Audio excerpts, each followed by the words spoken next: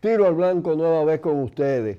Y hoy también tenemos la grata presencia, muy estimulante para los amigos y amigas de Tiro al Blanco y para este espacio, de Luis Suárez Salazar, camarada, compañero de la revolución latinoamericana y mundial.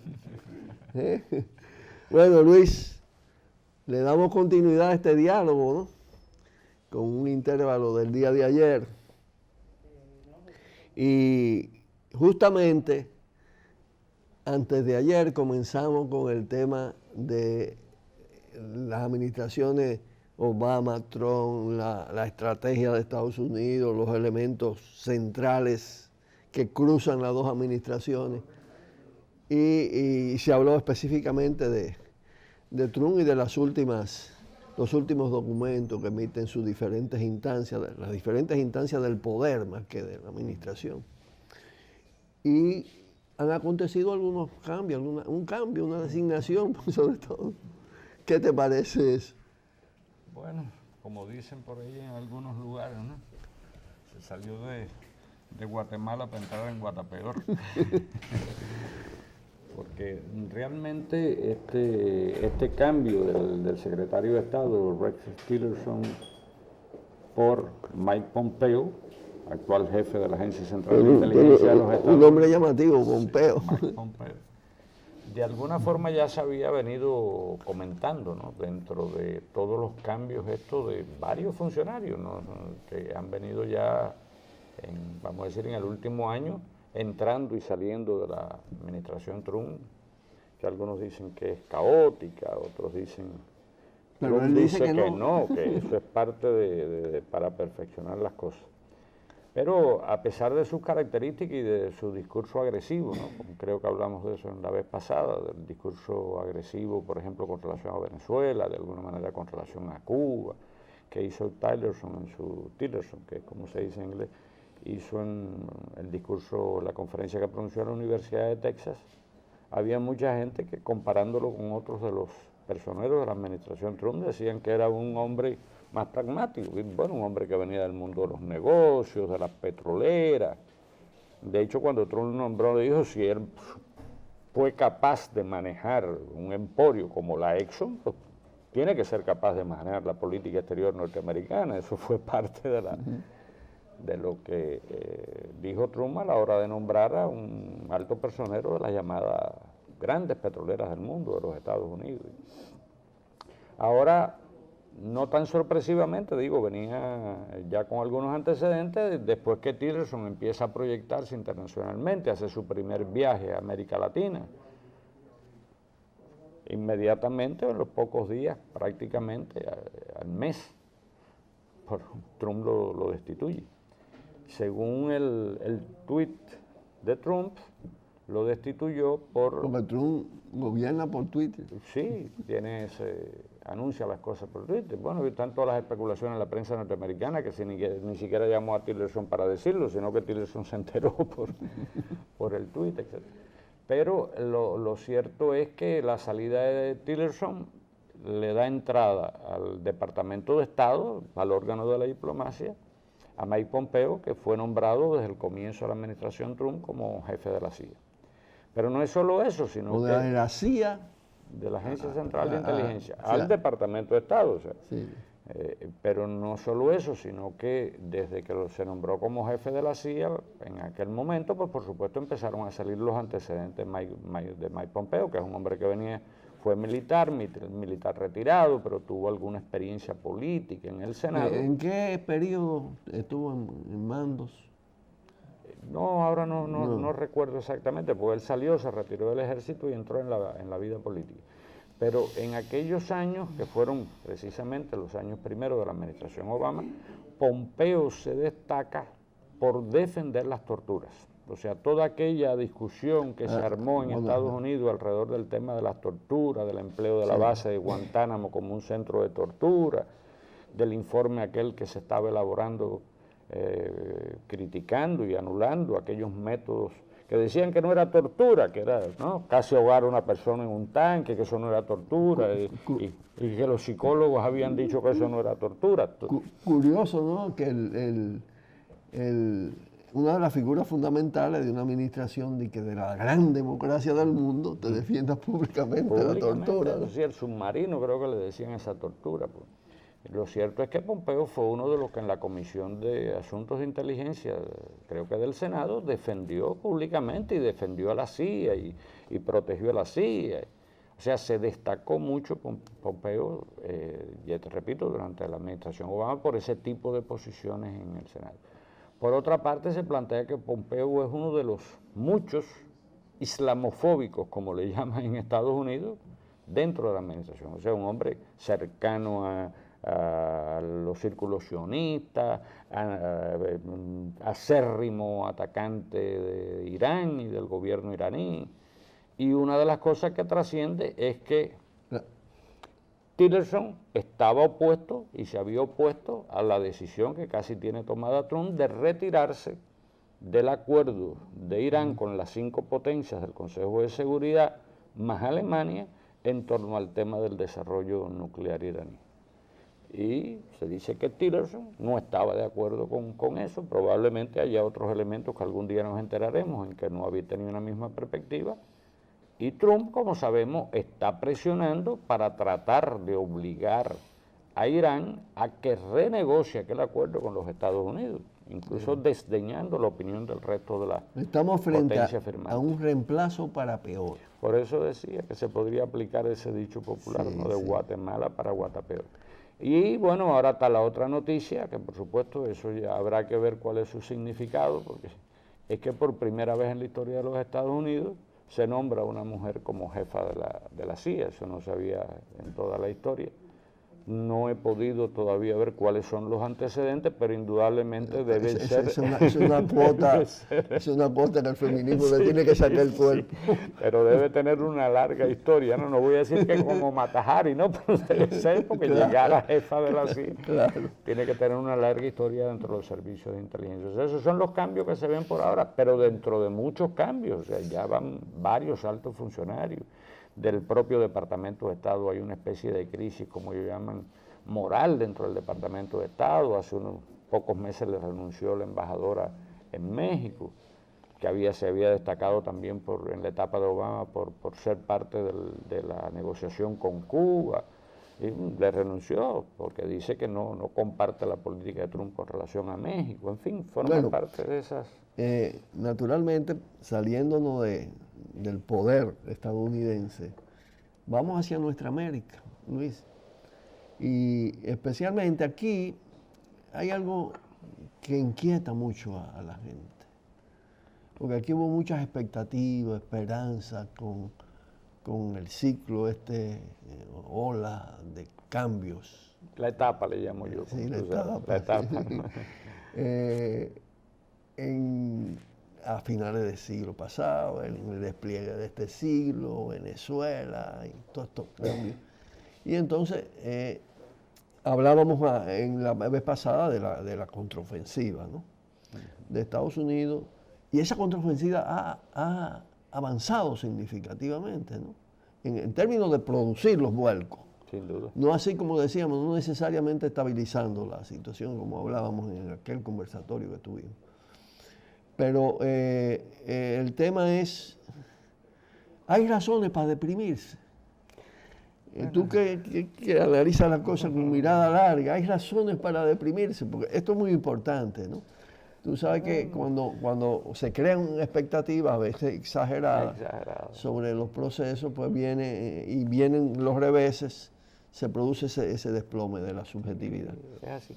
Pero bueno, yo siempre, cada vez que me abordo esto, Narciso, yo planteo, tenemos que mirar la historia y tenemos que comparar diferentes momentos históricos a la hora de decir por dónde estamos, en qué momento estamos. Y para ir a la memoria corta, ¿no? Sí, claro. ¿Qué memoria corta teníamos en el momento en que se inician estos procesos de cambio, reformadores, reformistas, revolucionarios, como se quiera llamar en América Latina, ¿no? siempre tomando como referencia el Y triunfo hay de Chávez. todo eso, de Sí, todos hay de todo esos eso. calificativos hay en ese Hay en proceso. todo eso. Pero que en qué situación quedó la izquierda, el pensamiento de izquierda, el pensamiento revolucionario mundial, latinoamericano y caribeño en la Muy década del importante. 90. Claro, cuando el Cuando desplome, se el colapso. produjo el colapso, el derrumbe de lo que Ahí sí Carlos hubo una Rafael gran Rodríguez depresión. bien llamaba los falsos socialismos europeos, partidos que abandonaron sus programas, que se dividieron, que se liquidaron a sí mismos, fuerzas de izquierda que perdieron totalmente Claro. su brújula, su orientación. Y por supuesto a eso se llegó saliendo de la llamada noche oscura, que fue toda la etapa de las dictaduras militares que fueron preparando, sangrientas, que fueron preparando el terreno precisamente para las democracias llamadas de libre mercado, restringidas, tuteladas, que fueron las que al final empezaron a marcar la correlación de fuerzas políticas en el continente, vamos a decir, en la última década del siglo XX. La situación que tenemos hoy es incomparablemente diferente en términos superiores. Claro, claro. O sea, para cualquier lugar que miremos. Bueno, Cuba estaba solitaria y con un nivel de cerco y de asfixia. No, en el caso de Cuba, yo digo, recuerdo, lo he escrito en algunos de mis libros, o sea, ¿qué se decía sobre Cuba en los primeros años de la década del 90? La discusión era cómo se iba a derrumbar Cuba, si iba a ser como en Rumania, si iba a ser como en la Unión Soviética o como en Yugoslavia. Eso era lo que se discutía con relación al futuro de la Revolución Cubana. Dije en un libro, en Miami se estaban haciendo maletas para desembarcar en Cuba, por supuesto, los sectores más reaccionarios de la comunidad cubana de los Estados Unidos. De eso, en estos momentos, por supuesto, Cuba en estos momentos tiene las mejores relaciones históricas, de toda su etapa republicana, no solo de la etapa revolucionaria, con todo el mundo y particularmente con América Latina y el Caribe. Con todos los retrocesos que se hayan producido, para hablar de la dimensión interestatal, todavía la Alianza Bolivariana para los Pueblos de Nuestra América está ahí, el ALBA, Tratado de Comercio entre los Pueblos, como también le llaman los bolivianos, o sea, en esa combinación está ahí, el ALBA acaba de hacer una cumbre. Y a eso hay que agregarle que estos virajes hacia la extrema derecha muchas veces se dan en el marco de una resistencia y unas luchas que pueden tener incluso un futuro todavía más promisorio. Por eso te estaba diciendo, para verlo primero a nivel interestatal y luego retornar a esa otra dimensión que son las luchas populares. Cuando miramos incluso otras instituciones como la Comunidad de Estados Latinoamericanos y Caribeños, ciertamente se ha debilitado, ciertamente muchos de los gobiernos miembros de la CELAC están acompañando a Estados Unidos en esta política agresiva con relación a Venezuela. Pero la CELAC se reunió recientemente en Chile para discutir las relaciones con China. Y cuando uno lee la declaración política de esa cumbre, implícitamente, no todo es explícito en diplomacia, hay un alejamiento y una ruptura con las posiciones más radicales de los Estados Unidos y con esta estrategia de seguridad nacional de Estados Unidos, que creo que hablamos, que coloca a China como uno de sus principales adversarios globales. Ahora, si nos vamos al movimiento popular, nos encontramos que la fuerza que tienen los movimientos populares, incluso si queremos hablar en esos términos, partidos de izquierda de la región, es mucho mayor que la situación, que la que existía en los años 90. Nicaragua misma, dentro de aquella etapa, uno de los que marcó una etapa fue la derrota de la revolución sandinista. Obviamente no podemos comparar ahora el gobierno de Daniel Ortega con aquella etapa, pero de todas maneras hay un gobierno de izquierda, es el líder del Frente Sandinista de Liberación Nacional, ha sido reelecto y ha ido ganando constantemente elecciones y mantiene, a pesar de las características diferentes, una posición consecuente con los enunciados latinoamericanos, caribeños, de enfrentamiento de Estados Unidos. Por eso, mira, Luis, tenemos en la pantalla tu libro, la estrategia revolucionaria del Che. Del Che. Bueno, en este libro yo abordé precisamente mucho de estos temas, o sea, mirando esta lógica. Claro.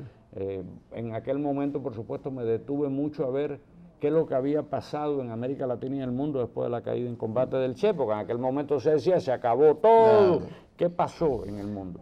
A un análisis parecido pudiéramos hacer ahora, pero yo los movimientos populares y revolucionarios, los partidos incluso de izquierda, o sea, a pesar de todo, en el marco de la izquierda se mantiene funcionando, yo creo que es una cosa casi única, que es el Foro de Sao Paulo, con una constelación de partidos de diferentes tendencias de la izquierda, pero que el año pasado acaba de aprobar un documento convocando y dando pautas para el enfrentamiento de la situación. Y si vamos a los movimientos populares, muchos de ellos están muy fuertes, el movimiento femenino, el movimiento campesino, con ese liderazgo que ha venido desarrollando el MST de Brasil en toda esta etapa. El movimiento sindical no tiene la misma suerte, pero el movimiento estudiantil, pero los nuevos movimientos comunitarios, indígenas, medioambientalistas, feministas. Bueno, ahora hemos visto en estos días lo que está pasando alrededor de la rebeldía esta hermosa de las mujeres en el mundo. O sea, hay una constelación de fuerzas sociales, política, heterogénea, cierto. Y he visto muy en común el tema, cómo el tema mineroambiental está presente en la agenda de las luchas latinoamericanas en todo el continente. En todo el continente. Esos son elementos que implica también elementos nuevos, es decir, porque eso no era un tema de la agenda de la izquierda de hace unas décadas, pero sí se han convertido, tienen un enorme potencial porque confrontan con las transnacionales, con el poder de la gran burguesía mundial. El tema mismo de la juventud, el tema mismo de la diversidad de la sexual, de las preferencias sexuales, son temas nuevos que se han ido incorporando a la gente y que movilizan a muchas personas y organizan a muchas personas que yo digo que un poco los seres humanos somos un tanto egoístas, que queremos ver nuestra utopía en tantos sueños a realizar, ¿no? En nuestras vidas. Sin embargo, los procesos históricos son mucho más complejos. Hay que ver cómo se conforma el capitalismo. Yo digo que eso también es parte de esa herencia que tenemos de la cultura occidental y cristiana, porque las grandes civilizaciones como China, la civilización hindú, el Islam, o sea, tienen una visión de la historia de mucho más largo plazo. Y esa realidad de ese nivel de confrontación da lugar a este libro tuyo de Estados Unidos, que lo hiciste referencia en el programa anterior, versus Nuestra América.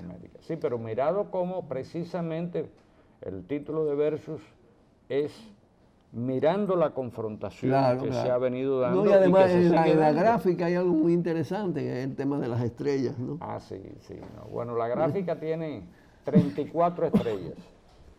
34 estrellas que son los 34 estados, vamos a decir, latinoamericanos, caribeños, ¿no? Independientes, formalmente independientes. Por supuesto que cuando incluimos 34 estábamos incluyendo a Puerto Rico también. Y por supuesto lo otro es el símbolo de los Estados Unidos. Yo le había pedido al diseñador que pusiera también los territorios coloniales que están sometidos a diferentes formas de dominación colonial por Gran Bretaña, Holanda, Estados Unidos, Francia, pero ya entonces había que crear otro elemento gráfico que dijera que eso no eran independientes, pero entonces al final lo dejamos. Y un elemento a valorar, y sobre todo en la impronta también venezolana, es que si hay una conquista importante que perdura en cierta medida con grado distinto o modalidad, una tendencia hacia la independencia. Sí. En todo el continente. En todo el continente. En algunos casos una soberanía plena, como es el caso de Cuba, como es el caso de Venezuela, que yo digo que es el principal logro de la revolución bolivariana, visto además lo que significa ese territorio, ¿no? Pero también tenemos que mirar a realidades como Bolivia, que a veces se habla poco. Se habla poco. Y ahí en Bolivia hay otro fenómeno. Es el precedente valioso de los pueblos originarios convertidos en sujetos de cambio. Eso tiene un valor extraordinario de cara a todos los países donde hay poblaciones yo diría que originarias. Incluso, y lo he dicho en otras ocasiones, pero yo digo que es de todos los procesos de cambio de esta etapa, ¿no? Uno de los procesos más profundos que se ha dado en el continente, precisamente porque se ha nutrido de esa memoria larga, como ellos le gustan llamar, de la herencia de las luchas de los pueblos originarios. Claro. Primero contra el colonialismo español, después la manera en que, primero contra la llamada colonización y conquista, después contra la dominación española, después contra la discriminación, contra la exclusión. Y en Bolivia, aunque no muchas veces no se recuerda mucho, han habido revoluciones nacionales. Para nosotros los dominicanos y dominicanas, de verdad que ver esto que está pasando nos trae la memoria de Abril. Correcto. Y lo que significó Abril, porque a veces te cortan un proceso con un nivel de fuerzas muy superior, brutal. Ahí tenemos, mira, ese fue un cartelón histórico del Partido Comunista Dominicano, que recorrió el mundo, fuera Yanqui de Quisqueya, después de la intervención. Y ese también se colocó un letrero parecido en la Fortaleza Osama, cuando Camaño hace el discurso después del pacto negociado, que fue ominoso, ¿no? Pero en fin de cuentas. Bueno, yo leyendo uno de los libros recientes tuyos, un libro que me ha gustado mucho, ver cómo tú recreas tu memoria. Precisamente tú haces mención a algo que les dijo Fidel a ustedes en cierta ocasión. Le dije, ustedes hicieron una revolución. Claro. Lo que Estados Unidos la abortó, la impidió, pero el pueblo dominicano hizo la revolución de Abril. Eso fue en ocasión de un largo intercambio que tuvimos Fafa Tavera y yo, que fuimos delegados por el Frente de Izquierda Dominicano, que fue un intento que ojalá se hubiera podido mantener, de unidad de la diversidad de la izquierda. Impactados nosotros por la insurgencia, yo digo la insurrección sin armas del 84, en abril también. En abril. Y nosotros estábamos en tren de tirarnos en el tema de una línea insurreccional y de todo esto. Y Fidel no sobre todo porque había una expresión de un libro que Fafa hizo. Nosotros no lo compartíamos plenamente, teníamos otra formulación, pero también era una formulación radical. Nosotros decíamos que estábamos en una situación pre-revolucionaria y Fafa hablaba de la revolución inminente. Entonces Fidel nos puso la mano y nos dijo, miren muchachos, no se precipiten, hagan las cosas bien, porque ustedes tienen el mérito de haber hecho una revolución triunfante. Esa fue la segunda revolución, Luis. Y eso se tienen que sentir orgullosos. Le metieron una potencia mundial para pararla. Eso explica todo lo que está pasando. Y la verdad es esa, es un ciclo de contrarrevolución que todavía no estamos... Bueno, yo creo que hay algunos albores de rebeldía, de indignación. Pero si tú miras, por ejemplo, parangoneando eso, ¿no? Bolivia tuvo una revolución nacional liberadora en el año 1952. Esa revolución ciertamente no fue derrotada por una ocupación de la Marina, fue derrotada por una injerencia silenciosa de Estados Unidos que terminó liquidando aquella revolución en la cual habían sido protagonistas los trabajadores mineros y los campesinos. No era una revolución de cúpula. Sí. Bueno, nos llama la atención ya, no nos alcanza el tiempo, pero vamos a seguir, vamos a tener otros momentos. Queremos recordar el itinerario de actividades de Luis. Ya no se va a hacer en el día de hoy lo de Bonao porque suspendieron la docencia. Y vamos hacia el jueves en el Colegio Médico. Mañana, ¿no? Para hablar de Cuba, mañana a las 7 de la noche en el Colegio Médico. Y el domingo tenemos este evento, el seminario sobre nuevas vanguardias y fuerzas transformadoras. Así que nos tenemos que despedir, Luis, desde este espacio donde efectivamente cada día se demuestra que aquí se dice lo que otros y otras no se atreven a decir, o muy pocos y muy pocas, para no ser tan absolutistas. Igual como se analizan de otra manera los problemas. La otra campana, podemos decir. Bueno, un fuerte abrazo y hasta mañana. Buenas tardes. Por el multimedio, Tiro al Blanco, bajo la coordinación y participación de Narciso Isa Conde.